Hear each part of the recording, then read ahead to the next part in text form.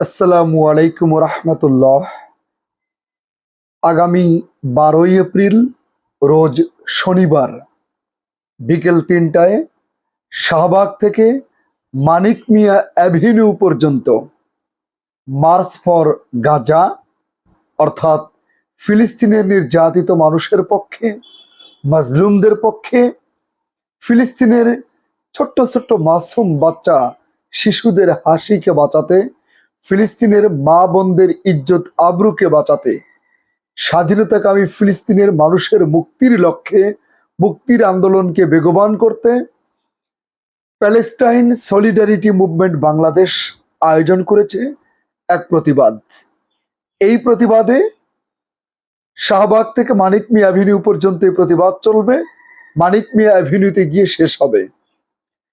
এই প্রতিবাদে বাংলাদেশের বড় বড় প্রখ্যাত আলেমে দ্বীন, ইসলামিক স্কলার, সুশীল বিশিষ্ট জনেরা, সাংবাদিক, বুদ্ধিজীবী, কবি, সাহিত্যিক, ব্যবসায়ী, সকল দল মত পথ, রাজনৈতিক ব্যক্তিত্ব থেকে শুরু করে সকলেই বা সিংহভাগ মানুষ অংশগ্রহণ করবে বলে প্রত্যাশা করছি।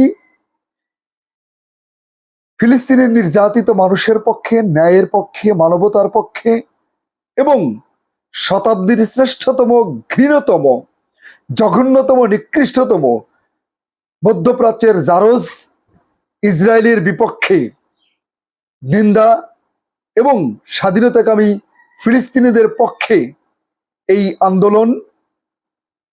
আন্দোলনে আপনাদের সবাইকে আমন্ত্রণ জানাচ্ছি, আহ্বান জানাচ্ছি, উদাত্ত আহ্বান জানাচ্ছি।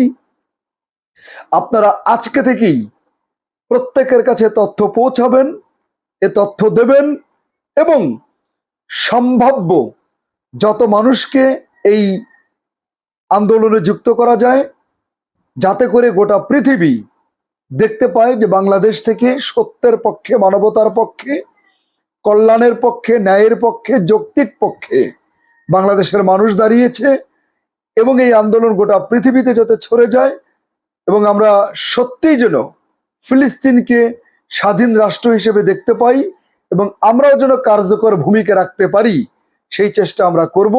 আল্লাহ তাআলা ফিলিস্তিনকে স্বাধীনতা দান করুন। আসসালামু আলাইকুম ওয়া রাহমাতুল্লাহ।